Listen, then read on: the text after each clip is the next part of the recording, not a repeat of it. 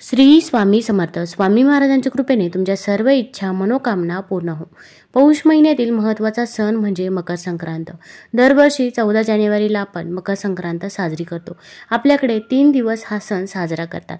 13 तारखेला भोगी, 14 तारखेला संक्रांत आणि 15 तारखेला किंक्रांत असे याला म्हटले जाते. संक्रांत म्हणजे संक्रमण ओलांडून जाणे किंवा पुढे जाणे असा त्याचा अर्थ घेतला जातो. आता यावर्षी संक्रांत ही पिवळ्या रंगाचे वस्त्र धारण करून आली आहे.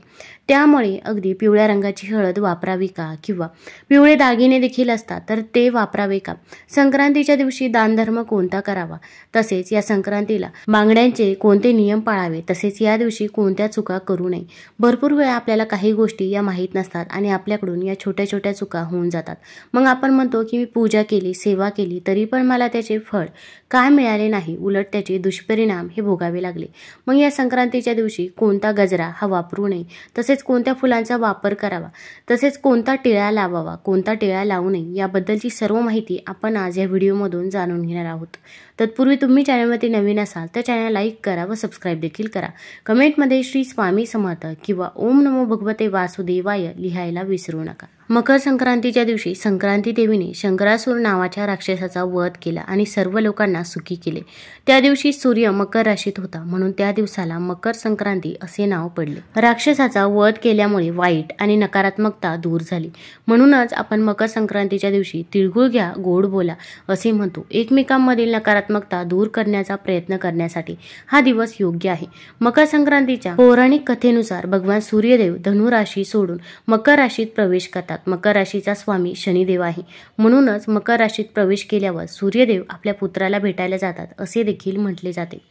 आता मकर संक्रांतीच्या दिवशी म्हणजे जेव्हा संक्रांत येत असते तेव्हा संक्रांती देवी कोणत्या रंगाचे वस्त्र परिधान करत आहे, तसेच तिने कोणता टिळा लावलेला आहे, कोणते फूल हातात घेतलेलं आहे, या सर्व गोष्टींना खूप मान्यता आहे. कारण की संक्रांत देवीने ज्या वस्तू परिधान केलेल्या असतात त्या वस्तू आपण परिधान करत नाही. आता ही प्रथा अगदी पूर्वीपासून चालत आलेली आहे. त्यामुळे आपण देखील या प्रथेचा अवलंब हा करतच असतो. तर यावर्षी संक्रांतीचं वाहन हे वाघ आहे, तसेच उपवाहन हे घोडा आहे. संक्रांतीने पिवळ्या रंगाचे वस्त्र परिधान केलेले आहे. संक्रांतीच्या हातामध्ये गदा आहे, तसेच तिने केशराचा टिळा लावलेला आहे. वयाने ती कुमारिका असून बसलेली आहे. जातीने सर्प आहे, तसेच तिने वासाकरता जाईचं फूल हातामध्ये घेतलेलं आहे. या संक्रांती देवीने गळ्यामध्ये मोती धारण केलेला आहे, तसेच पायस भक्षण करत आहे. संक्रांत देवीने पिवळ्या रंगाचे वस्त्र परिधान केले आहे. सनातन धर्मात पिवळ्या रंगाला विशेष महत्त्व देण्यात आलं आहे. घरात कोणतेही धार्मिक विधी किंवा पूजा होत असेल तर या काळात पिवळा रंग वापरणे देखील खूप शुभ मानले जाते. भगवान विष्णूंना पिवळा रंग खूप आवडतो. पिवळा रंग सूर्याच्या सकारात्मक ऊर्जेचे प्रतीक देखील मानला जातो. याच कारणामुळे पूजेच्या वेळी पिवळ्या रंगाचे कापड पसरवणे देखील खूप शुभ मानले जाते. आपण एखादा कार्यक्रम असला तरी पण त्या कार्यक्रमामध्ये देखील आपण पिवळ्या रंगाची साडी परिधान करत असतो. कारण की पिवळा हा भगवान विष्णूंचा रंग आहे. पिवळ्या रंगामुळे आपला गुरुग्रह देखील बळकट होत असतो. पण आता यावर्षी संक्रांत देवीने पिवळ्या रंगाचे वस्त्र परिधान केले आहे. त्यामुळे आपण यावर्षी पिवळ्या रंगाची साडी असेल तर ती चुकूनही परिधान करायची नाही. आपल्याकडे पर्पल रंगाची साडी असते किंवा दुसऱ्या कोणत्याही रंगाची साडी असेल तर त्यावरती आपल्याकडे पिवळ्या रंगाचा ब्लाऊज मॅच होत असतो. मग अशा वेळेस आपण पिवळ्या रंगाचा ब्लाऊज देखील परिधान करत असतो. पण आपल्याला या संक्रांतीच्या दिवशी या गोष्टीची देखील काळजी घ्यायची आहे.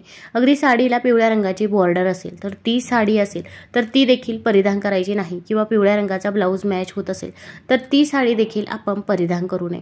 तसेच या संक्रांतीच्या दिवशी आपण पिवळ्या रंगाच्या बांगड्या देखील परिधान करायच्या नाही. भरपूर वेळा मॅचिंगच्या काळामध्ये आपण या गोष्टी विसरून जात असतो. पण आपल्याला या गोष्टीची काळजी घ्यायची आहे. पूर्वीपासून संक्रांत देवीने जे वस्त्र परिधान केले आहे ते वस्त्र आपण परिधान करत नाही. त्यामुळे आपण देखील या दिवशी पिवळ्या रंगाचे वस्त्र परिधान करायचे नाही. अगदी मुलांचे बोरन्हाण असेल तेव्हा देखील आपण पिवळ्या रंगाचे वस्त्र त्यांना परिधान करू नये. तसेच संक्रांतीच्या दिवशी पुरुष मंडळींनी देखील पिवळ्या रंगाचे वस्त्र परिधान करायचे नाही.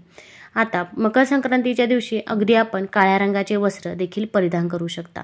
मकर संक्रांतीपासून दिनमान वाढायला सुरुवात होते. काळोख्या मोठ्या रात्रीला काळ्या रंगाची वस्त्रे नेसून निरोप दिला जातो. म्हणून संक्रांतीच्या दिवशी काळे कपडे घातले जातात असे म्हणतात. जानेवारी महिना म्हणजे थंडीचे दिवस. त्यात काळा रंग उष्णता शोषून घेतो. थंडीच्या दिवसात शरीर उबदार राहावे म्हणून मकर संक्रांतीला काळ्या रंगाचे कपडे घालण्याची पद्धत पद्धत रूढ झाली आहे।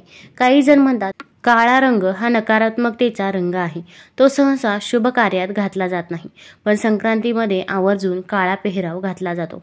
त्यावर हलव्याचे दागिने घातले जातात, म्हणजेच फक्त काळा असे होत नाही तर त्यात दागिन्याच्या रूपात पांढरा रंग एकरूप होतो। शरीराला उष्ण ठेवणाऱ्या तिळाचे सेवन व्हावे म्हणूनच तिळगुळ देखील खाल्ला जातो। मग अगदी आपण या संक्रांतीच्या दिवशी काळ्या रंगाचे वस्त्र परिधान करू शकता। तसेच तुम्ही हिरव्या रंगाची साडी परिधान केली तरी पण चालेल।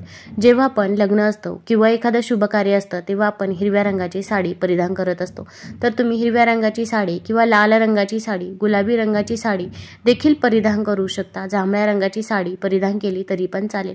फक्त आपल्याला या संक्रांतीच्या दिवशी पिवळा रंग हा वर्ज्य करायचा आहे। मग संक्रांत ही पिवळ्या रंगाचे वस्त्र परिधान करून येत आहे, मग आपण अगदी पिवळ्या रंगाची हळद वापरावी का?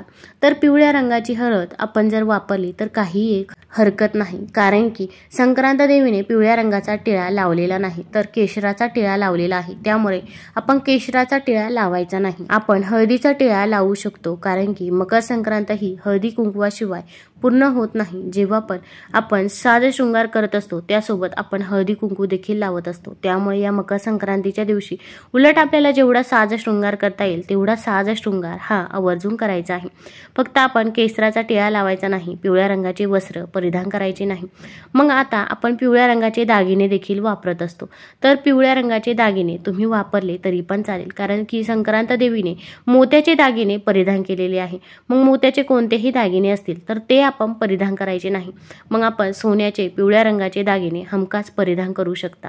आता या वर्षी संक्रांत ही पायस भक्षण करत आहे, म्हणजे संक्रांत खीर ग्रहण करत आहे, त्यामुळे आपण या दिवशी खीर ही चुकूनही ग्रहण करायची नाही। आता या दिवशी बांगड्यांचे कोणते नियम पाळावे, तर आपण प्रत्येक सण असला तर हातामध्ये बांगडी ही घालतच असतो। तसे तर आपण रेग्युलर हातामध्ये बांगड्या घालतो, पण एखादा सण असला तर हातामध्ये आपण जास्त बांगड्या घालत असतो।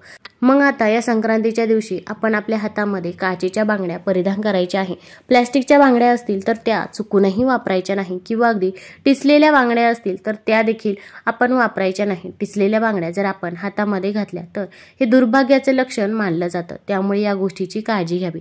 तसेच आपण एका हातामध्ये 6 बांगड्या घालायच्या आहेत तर दुसऱ्या हातामध्ये 7 बांगड्या घालायच्या आहे, किंवा जर तुम्हाला जास्तच बांगड्या घालायच्या असतील तर तुम्ही एका हातामध्ये 12 बांगड्या घालू शकता आणि दुसऱ्या हातामध्ये 13 बांगड्या घालू शकता।